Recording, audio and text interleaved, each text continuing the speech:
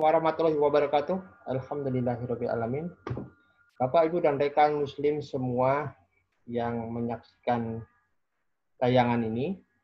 Hari ini kami dari Yayasan Suara Kasim Hasan yang sering juga disingkat dengan Zokah akan mempresentasikan satu gerakan kami yang disebut dengan TLA Movement atau Think Like Abdul Amin Auf Movement. Abdul Amin Auf sering kami singkat dengan ABA gitu. Sekilas sedikit tentang kegiatan Zokah. Zokah mempunyai dua divisi, yaitu Lembaga Sahabat Pangan Zokah Care. Satu lagi Lembaga Khairnas atau Khairnas Anfa'um Linnas, ini lembaga pemerintah tunanetra. Dan satu lagi kami mengembangkan gerakan TLA Movement. Yayasan kami berdiri tahun 2015 walaupun kegiatannya jauh sebelum itu. Tapi formalnya menjadi tahun 2015. Visi kami sederhana, yang mungkin agak berbeda dengan lembaga LSM lain.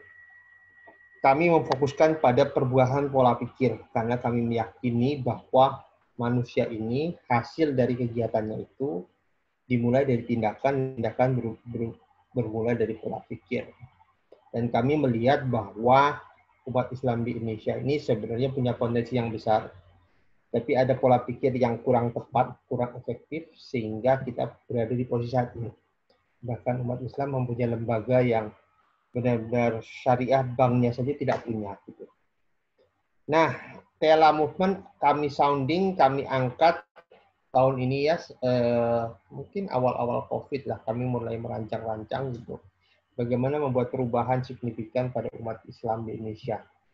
Dan kami akan bermula dengan memodel seorang jenius, seorang dermawan yang luar biasa, salah satu sahabat terbaik yang modelnya dan gaya berpikirnya kita model sampai hari ini, yaitu Abdul Amin Auf. Kami juga berencana sekretariat tempat kami di Jatiwaringin dirubah menjadi Padepokan Abdul Amin Auf, dan kami akan membangun 3 lantai di sana, gedung 3 lantai, juga mengumpulkan penggalangan dana untuk membebaskan tanah dan membangun Padepokan Abdul Amin Auf. Padepokan ini nanti akan ada 3 lantai. 1 lantai itu gudang makanan buat duafa. Lantai kedua itu lembaga pemerintah tunanetra. Dan lantai 3 adalah lembaga sinergi umat yang nantinya akan membuat namanya equity platform crowdfunding. Ini adalah lembaga konglomerasi bisnis umat yang kami ingin ini didirikan untuk menghindari umat atau mengurangi ketergantungan umat pada lembaga-lembaga ribawi ya. Karena bagi kami, ekonomi Indonesia ini rusak bukan karena banyak hal, tapi yang paling utama adalah sistem ekonominya diperangi Allah dan Rasul-Nya, sehingga kami yakin dengan merubah sistem ini secara perlahan, secara bertahap, dan secara intelektual, kami akan mengedukasi banyak orang bahwa kalau kita keluar dari sistem ini, insya Allah ekonomi beres. Selama yang mengerjakan mempunyai kepantasan untuk ditolong oleh Allah ya. Sebagaimana Abdul Amin Auf mengatakan dia terus dikasih harta oleh Allah karena dia merasa termasuk orang yang pantas diberi harta di tangannya akan berguna bagi semua umat. Track record-nya begitu. Dan di dalam Padepokan Abdul Amin Auf nanti kita akan perdalam itu, sekaligus kita di situ ada kegiatan sinergi ekonomi umat, ada menyatukan kekuatan, ada kegiatan sosialnya, berbagi makanan dengan duafa, mensupport anak-anak yatim, membantu anak-anak yatim panti asuhan agar bisa mendapatkan dana dan membina mereka, membantu tunanetra tumbuh dan mandiri, juga mengerjakan kegiatan-kegiatan ekonomi yang bisa meningkatkan kemampuan masyarakat muslim dalam ketahanan pangannya. Karena kami agak concern bahwa umat yang hidup di tengah sumber daya yang melimpah dan menjadi mayoritas, tapi peranannya sangat minim di dalam kegiatan. Itulah Think Like Abdul Amin Auf. Jadi yang kami lakukan adalah mengajarkan umat agar memodel pola pikir Abdul Amin Auf agar mendapatkan kesuksesan yang sama. Agak berbeda dengan gerakan-gerakan yang lain, dan kami sangat senang dengan gerakan sosialisasi gaya hidup Abdul Amin Auf. Pendekatannya pendekatan kognisi, pendekatan pengetahuan, sementara kami pendekatannya pendekatan neuroscience. Jadi menggunakan teknik neurolinguistic programming untuk benar-benar memodel cara berpikirnya. Jadi bukan hanya pengetahuan Anda bisa dapatkan di ceramah dan sebagainya, tapi di dalam Think Like ABBA ini, TLA movement ini, kita memodel internal maupun external behavior dari seorang Abraham bin Auf. Dan kita menggunakan teknik yang sudah dikenal sampai saat ini, sejak tahun 70-an, namanya teknik Neural Linguistic Programming atau NLP. Itu kurang lebih, jadi TLA movement ujungnya nanti membentuk Padaba, kemudian di dalam Padaba nanti ada pengembangan equity crowdfunding, platform equity crowdfunding ya. Ini salah satu media untuk konglomerasi bisnis umat. Oke, kita akan berangkat ke slide berikutnya. Jadi tadi sudah cerita tentang. Oke, nah sekarang kita akan masuk ke konglomerasi bisnis umat. Maksudnya apa sih konglomerasi bisnis umat? Sebelum masuk ke sana, cerita sedikit latar belakangnya.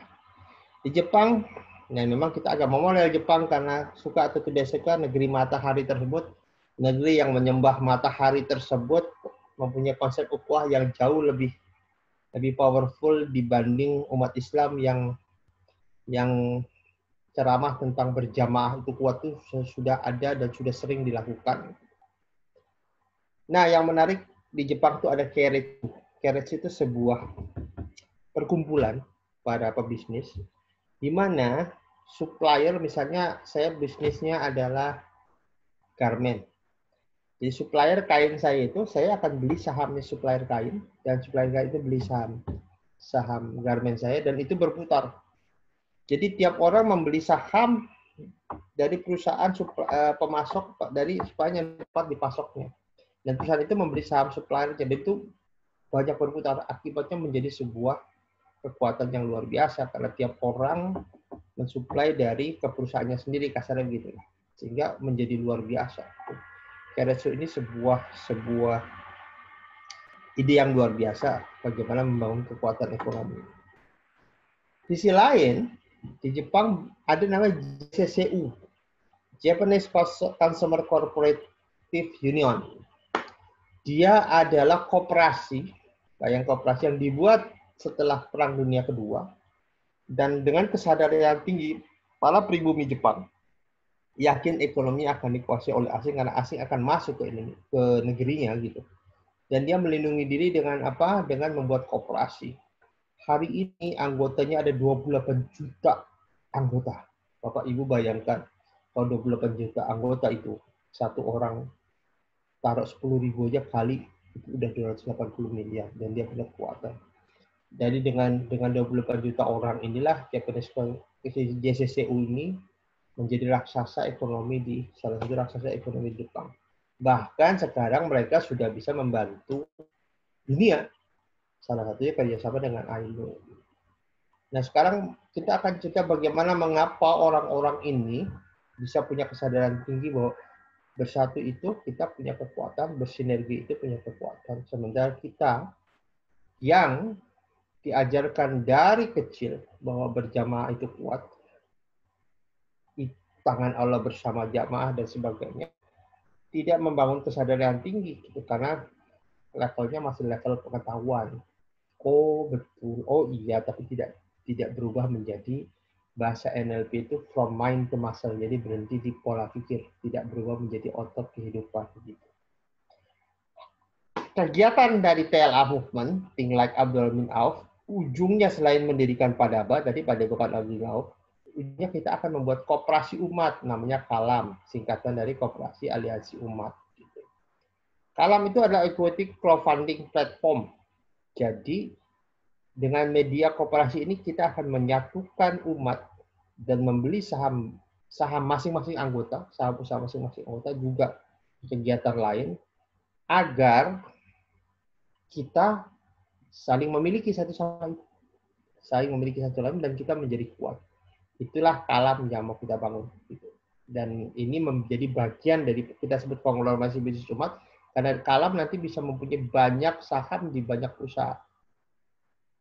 Usaha siapa? Usaha para anggotanya itu sendiri. Jadi tiap orang yang akan berinteraksi atau bertransaksi atau mau kerjasama wajib menjadi anggota KALAM terlebih dahulu. Tentu di Kalab itu tidak hanya tentang duit ya, tentang uangnya. Jadi kita juga kembali memodel cara hidup dan pola pikir Abdurrahman bin Auf, terutama ketika bersama Rasulullah dan sahabat menyelesaikan atau mengalahkan ekonomi yang dikuasai Yahudi di Madinah. Itu langkah kita. Nah sekarang apa tuh kalau bisnis umat, yuk kita ilustrasikan. Misal koperasi Kalab sudah berdiri dan A adalah anggota Kalab. Dia butuh dana untuk perkembangan usaha dan kemudian mengajukan ke koperasi. Koperasi melakukan evaluasi kinerja dulu. Ini layak nggak dibiayai? Kalau layak, masuk ke nama equity platform. Tapi kalau tidak layak, kita bina. Jadi bukan seperti halnya saat ini, kalau dia tidak layak langsung di-check-in, langsung dibuang, tidak diarah. Kita bina agar dia layak. Kita bina agar dia layak sampai dia bisa dimasukkan ke dalam platform layanan urun dana anggota. Anggap dia layak, kemudian kebutuhan dana si A di-share pada semua anggota. Dan semua anggota urunan mendanai usaha itu dengan skema saham. Misalnya, A butuh dana berapa nih? Dan ini setara berapa persen saham. Anggap bisa 40% saham. Oke, 40% sahamnya dikuasai oleh para anggota yang mendanai, termasuk juga koperasi yang melakukan organizing. Jadi, 40% misalnya koperasi dapat. Jadi kalau nanti ada keuntungan, para investor dapatnya berapa? Koperasi 10% selaku organizer, 30%-nya para investor. Nah, keuntungan koperasi buat siapa? Keuntungan koperasi buat anggota, di mana si A berada di dalamnya juga. Dengan begini, semua hasil usaha akan dimiliki baik si A maupun para anggota investornya. Dan ini akan kita lakukan secara terus-menerus. Dan ini menarik, Bapak Ibu, karena pernah ada satu, ini diceritakan banyak ya di seminar. Ada komunitas-komunitas minoritas yang membuat komunitas di Indonesia. Mereka membuat semacam, ya bahasa kita tuh halakoh di beberapa kelompok. Di dalam kelompok itu kalau ada orang butuh dana untuk usaha, datang ke kelompok itu, dilihat dia memang bagian dari minoritas itu, tanya, kamu butuh apa? Saya butuh uang. Oke, untuk usaha apa? Furniture. Dipanggil dulu orang furniture yang berada di komunitas dia. Ajarin dia tentang bisnis furniture sampai dia layak. Kemudian diajuin lagi. Oke, udah layak? Oke, maju ke pimpinannya. Kemudian pimpinannya bilang, oke, kamu mau didanai? Oke, panggil orang keuangan. Orang keuangan kemudian diberi orang dilihat dulu bisnisnya. Kalau bagus, langsung didanai. Kalau tidak bagus, kembali dibina. Gitu. Nah, ketika sudah didanai, si orang ini punya satu kewajiban, yaitu membina lagi nanti satu orang agar bisa seperti dia. Dan ini sudah lama dilakukan. Bapak Ibu cobalah bermain bisnis spare part mobil lah. Spare part mobil yang saya tahu. Saya belum tahu spare part motor. Kawan mencoba masuk ke bisnis itu dan susah mendapatkan harga terbaik karena dia sudah masuk ke 3 lapisan ya, gitu. Karena lapisan awal sudah dikuasai oleh sebuah komunitas tersebut ya. Kalau kita tidak menyebutnya kartel lah, gitu. Itu yang membuat mereka komunitas kuat. Dan itu wajar menurut saya, selaku minoritas punya kesadaran tinggi dan dia harus survive, itu yang dia lakuin. Jadi yang menjadi masalah yang mayoritas bengong aja, membiarkan itu terjadi dan hanya menjadi penonton dan sibuk mengeluh. Dan itu yang maksud, maka kami ingin ngajak sinergi. Jadi equity platform itu sebenarnya sebuah kemandirian. Kita tidak harus bergantung pada pemerintah ataupun hal-hal yang berhubungan dengan yang tidak membuat kita kondusif untuk tumbuh. Gitu. Kita bisa mendanai diri sendiri. Kita ngajak orang menyatukan diri sendiri dan kita bisa. Itu yang perlu kita lakuin ya. Insya Allah kita bisa dengan kesadaran tinggi gitu. Yang kita bangun di equity platform itu ada dana kecil dari orang yang banyak. Nah, karena dengan banyak orang akan banyak berpartisipasi dalam kegiatan ini. Dan semua orang merasakan keuntungannya dan semua orang merasakan manfaatnya. Oke.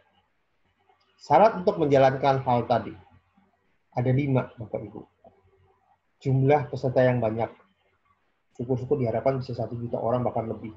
Kenapa? Dengan banyaknya orang terjadi kekuatan, terjadi gerakan massal gitu, dan itu menjadi hal yang fenomenal karena ini menjadi budaya gitu.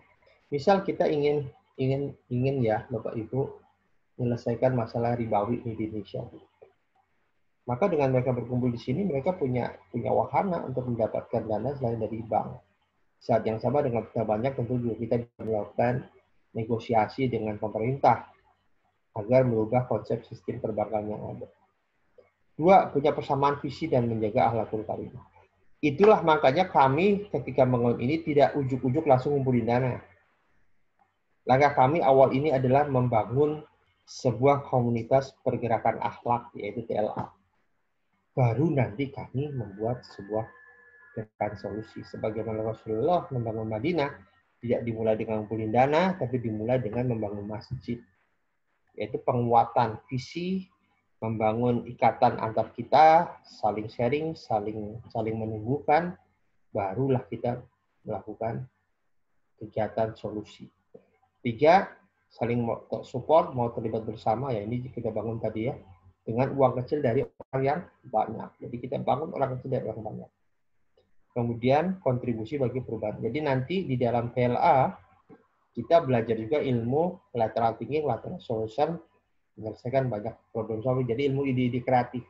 Agar kita nanti keluar di dalam PLA bukan hanya belajar, tapi kita himbau para anggota untuk keluar membawa misi kita dan ikut menyelesaikan berbagai macam tantangan di lingkungan. Dan kalau ada tantangan yang diselesaikan, kita bagi bersama-sama. Yang kelima, punya sekretariat pembelajaran kontinu. Nah, untuk itulah kami membangun Padepokan Abdul Amin Auf. Itu tempat center kita berpikir, center kita membangun kekuatan, dan center kita untuk menyelesaikan banyak tantangan ekonomi umat. Gitu. Termasuk kita bergerak mengubah peta pembahasan ekonomi. Hari ini masih ramai tentang Undang-Undang Cipta Karya yang disahkan oleh DPR, yang menurut banyak para buruh, walaupun menurut saya buruh itu bisa terluas ya, termasuk direksi juga sebenarnya buruh kan masih kerja dan dapat gaji. Para buruh kesulitan. Tentu ini akan bisa selesai kalau kita banyak umat yang bergabung bersama kita. Kita bernegosiasi bareng. Yang kedua, kita rubah konsepnya dari karyawan menjadi pengusaha gitu. Diharapkan kita berkumpul 3 juta, bahkan kalau perlu seperti di Jepang bisa 28 juta orang bergabung bersama kita. Dan itu kekuatan Bapak Ibu. Mungkin Bapak Ibu pernah dengar tentang Falun Gong. Falun Gong adalah gerakan ilmu pernapasan. Tapi Tiananmen itu kan salah satu membantai orang-orang Falun Gong karena komunis ketakutan. Karena Falun Gong menjadi kekuatan besar. Bayangkan dalam beberapa tahun saja jumlah anggota mereka lebih banyak dari jumlah anggota Partai Komunis di Cina. Menjadi takut karena takut dia mandiri dan tidak terbutuh pemerintah. Akibatnya nanti punya kekuatan yang sama dengan pemerintah. Nah, kita tidak akan menggulingkan pemerintah, tugas kita hanya membangun ekonomi agar kita makmur. Karena selama ini kita bergantung agar kita dimakmurkan, kita ingin seperti Malaysia gitu, tapi ternyata kan tidak sampai ke sana. Maka daripada kita menanti, kita bergerak bersama saja untuk menjalankan peran kita selaku umat Islam yang punya peranan untuk bersatu. Karena lihat sejarah Rasul, membangun jamaah itu selalu menjadi kunci kemenangan dalam banyak konteks. Oke, nah kita sekarang sebelum masuk sana saya mau cerita dulu.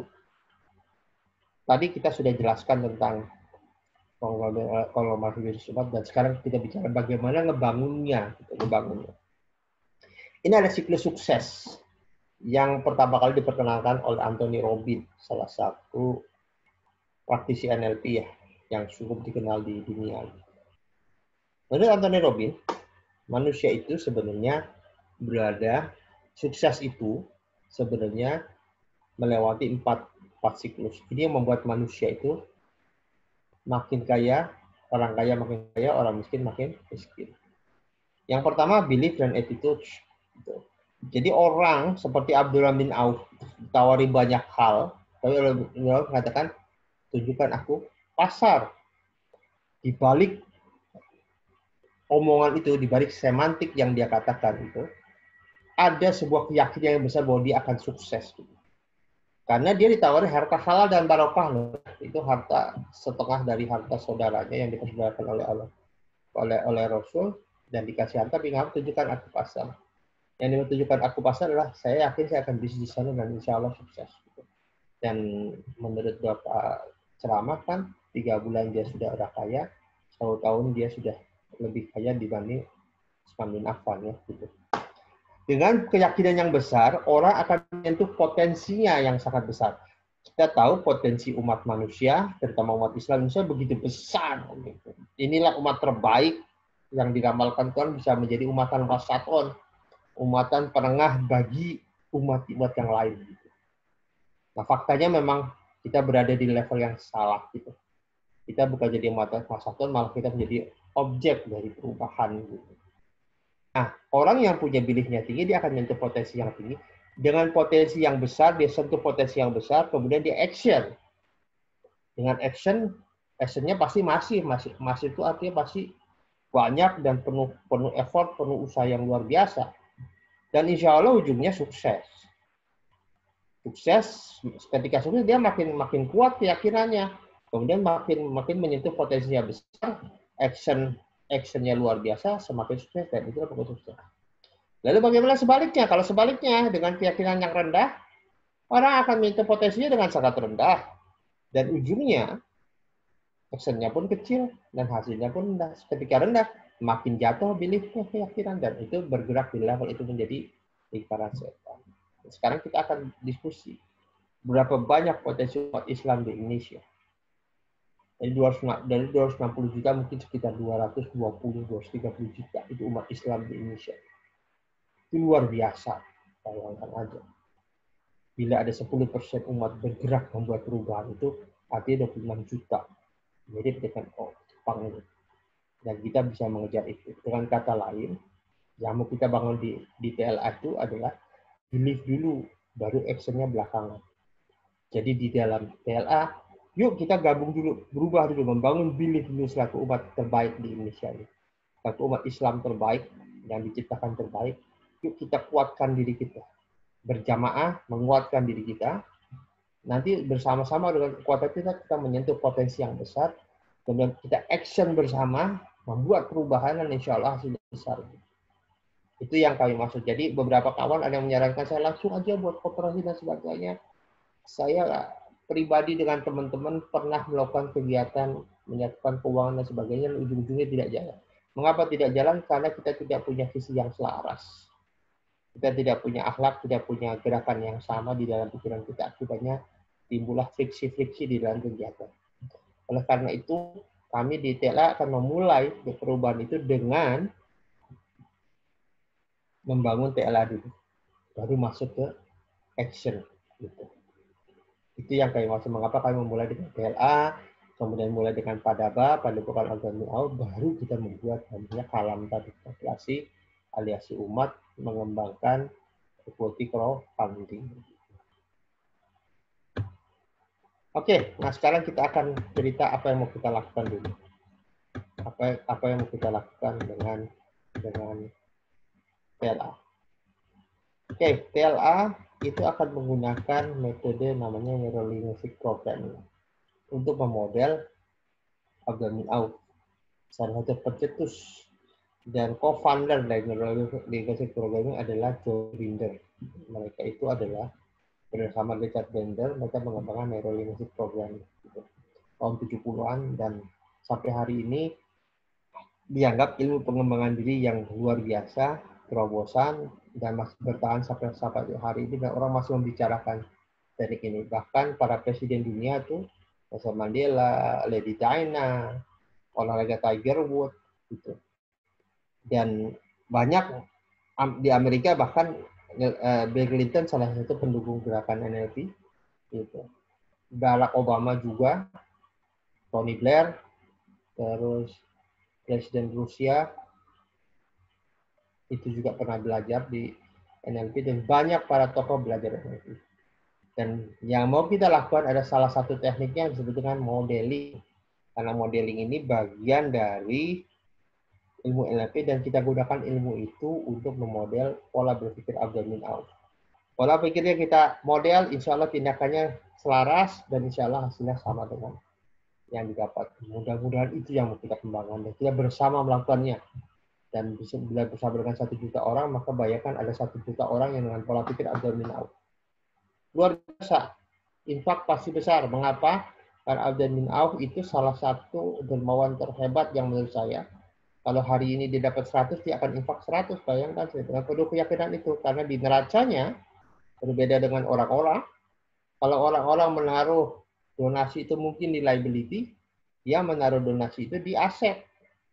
Sedekah itu di aset karena sedekah itu menghasilkan keuangan, menghasilkan keuntungan bagi perusahaan. Semakin banyak sedekah, semakin banyak input yang didapatkan, semakin banyak income yang didapatkan. Ini mental yang luar biasa yang jarang dimiliki oleh banyak pebisnis. Nah, sekarang saya mau bicara dulu tentang NLP Communication Model. Biar kita memahami model itu yang mau kita kerjain apa. Bapak Ibu pahami ini map ini ya. Manusia itu biasanya ada event di luar tuh. Itulah stimulasi. Kurang lebih kita ada 2 juta bit per detik informasi dan diserap oleh 5 indera kita. Tentu ada namanya filtering di situ. Itulah membuat kita tidak bisa karena sekian banyak kita lakukan filtering. Di dalam proses kerja kita ada filtering, kemudian juga ada proses keyakinan dan semuanya berinteraksi satu lain dengan data yang masuk, kemudian kita buat tafsir awal. Internal representation ada tafsir awal terhadap sebuah kejadian. Sebelum memutuskan menjadi sebuah tindakan, berinteraksi dulu dengan kondisi mental saat itu, psikologi kita, fisik kita saat itu, dan ujungnya dapatlah behavior atau perilaku. Nah, Bapak Ibu pahami, perilaku Abdul-Min-Auf sebagai seorang dermawan itu hasil kerja proses berpikirnya.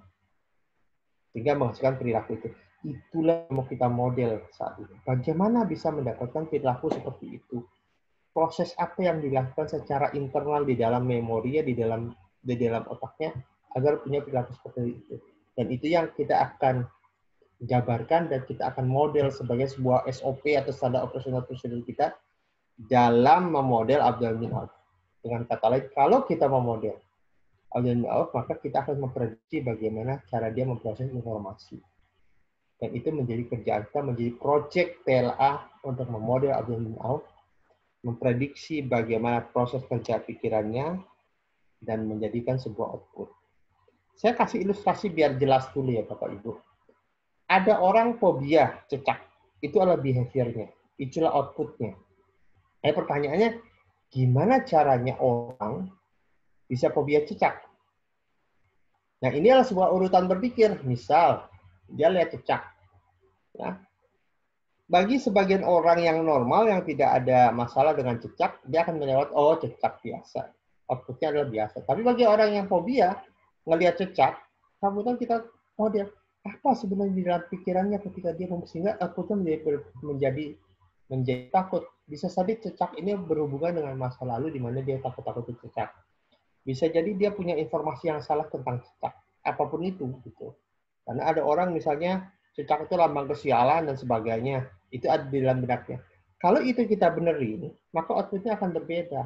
Itulah cara NLP menyelesaikan fobia, membenahi proses berpikirnya gitu. Dan di saat yang sama itulah kita cara memodel orang. Maka sering sekali ketika orang fobia, orang NLP selalu bertanya, Bu, ajarkan saya gimana bisa fobia seperti Ibu. Bisa fobia cecak. Gimana cara fobia cecak? Misalnya Ibu lihat cecak, kemudian Ibu, apa yang terjadi dengan Ibu misalnya? Oh, saya lihat cecak, kemudian saya membayangkan sesuatu yang apa besar atau apa, sehingga outputnya menjadi takut dan sebagainya. Jadi kita membayangkan seperti itu. Oke, kita lanjut ya. Gitu. Lalu apa yang mau kita lakukan? Ini yang kita lakukan. Kita sebut partner learning. Jadi kita nanti akan membuat namanya partner learning partner. Jadi tiap orang di dalam LA tugasnya saat menjadi anggota, dia harus mencari mitra 2 orang, mitra belajar. Seperti dalam gambar itu, mitra belajar itu saling ngeklikin satu sama lain. Ya, gitu. saling ngeklikin satu sama lain. Jadi yang dilakukan adalah pertama Bapak Ibu ketika mendaftar menjadi anggota TLA, satu daftar, kemudian mengisi Google Form. Setelah itu orang yang ngajak Ibu akan memberikan viral materi, gitu, dan tugas Bapak Ibu nanti memviralkan pada 2 orang sebagai mitra belajar. Yang diajarkan bukan hanya viral materi, nanti ada eksperimen-eksperimen yang diajarkan dari atas, biasanya Ibu diberikan sama si B. Si B nanti akan ngajak Ibu dan Bapak untuk bermitra, membuat proyek kecil, bagaimana memodel abdominal out. Gitu. Nanti Bapak Ibu akan melakukan hal yang sama pada bawahnya. Gitu. Jadi bukan hanya viral materi, tapi juga nanti akan bermitra untuk memodel abdominal out sehingga menjadi habit kebiasaan bagi kita. Oke, itu langkahnya dan kita akan lakukan itu sampai kita mendapatkan 1 juta orang, karena tiap anggota nanti yang belajar ilmu modeling ini akan infak sesuai dengan kemampuan terbaiknya. Bapak Bu, yang mau kita pelajari ada 3 sebenarnya, bukan hanya ilmu model pola pikir, ilmu modeling, tapi nanti kita akan belajar tentang lateral thinking atau lateral marketing, karena Agamio dikenal jago di dalam merancang bisnisnya. Dia lateral ada teknik berpikir kreatif ya. Gitu, yaitu yang akan kita model dan itu menjadi ciri khas seorang anggota TLA yang hidupnya tidak ada matinya, bahasa kita. Hidupnya selalu cari ide untuk mencari solusi-solusi, dan itu semangat itu yang kita bangun. Dasarnya, kalau Anda tidak punya apa-apa, bisa nggak tetap berbisnis? Jawabannya bisa. We'll find a way. Kita akan cari cara. Disitulah kita akan saling diskusi dengan mitra kita 2 orang. Jadi, kita akan menuju 1 juta orang. Melalui apa? Melalui gerakan 1-2, istilah kita. 1 orang mencari 2 mitra, dari 2 ke 4, sampai kita menuju 1 juta orang. Kalau tiap hari kita viralkan materi, kalau tiap hari kita mengajak 2 orang, maka dalam 20 hari sebenarnya kita bisa punya 1 juta orang. Kemudian Bapak Ibu infaknya digunakan untuk membangun padepokan abdominal. Dari situ kemudian kita bersama membuat Salam Koperasi Aliansi Umat. Gitu. Oke, ini abdominal. Kita akan 5 hal yang dilakukan. Belajar dan viralkan materi NLP modeling. Kemudian mengembangkan SOP, standar prosedur untuk memodel TLA, think like abdominal. Kemudian belajar problem solving dan lateral marketing. Kami berharap dengan memviralkan ini pada 1 juta orang, akan ketemu 1 juta orang yang hebat, 1 juta orang yang berpikir luar biasa, dan menjadi solution maker bagi Indonesia.